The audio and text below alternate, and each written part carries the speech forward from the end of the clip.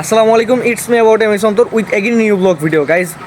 হচ্ছে সকালে কুয়াকাটা এসে বিচে গোসল করে এখন হোটেলে গিয়ে ফ্রেশ হয়ে রেডি হয়ে এখন হচ্ছে যাচ্ছি বিচে। সূর্য অস্ত যাবে এটা দেখার জন্য, আর হচ্ছে এটা ফ্রেম বন্দি করার জন্য।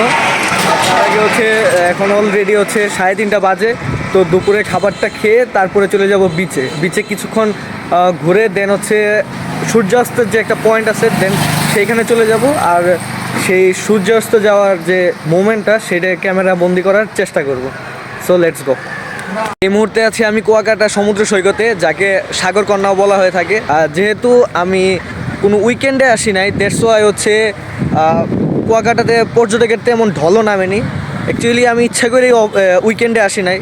যে উইকেন্ডে আসলে হয় কি, প্রচুর পরিমাণে মানুষ থাকে, ক্রাউড থাকে, হচ্ছে আমার কাছে জিনিসটা ভালো লাগে না। দ্যাটস ওয়াই হচ্ছে আমি উইকেন্ডে আসি নাই। আর হচ্ছে সমুদ্রেতে তেমন পর্যটকের ঢলও নামেনি। মোটামুটি বলা যায় যে হচ্ছে কুয়াকাটায় সমুদ্র সৈকত এই মুহূর্তে একদম ফাঁকা। অবাক করা কাহিনী হচ্ছে, আমি সূর্য অস্ত যাবে সেই ভিডিওটার ক্লিপ নিব, এই জন্য অনেকক্ষণ অপেক্ষা করতেছি। কিন্তু 5 মিনিটে একটু ফেসবুক স্ক্রলিং করতে গিয়ে যখন আমি সূর্যের দিকে তাকাই, তখন হঠাৎ করেই দেখি যে সূর্য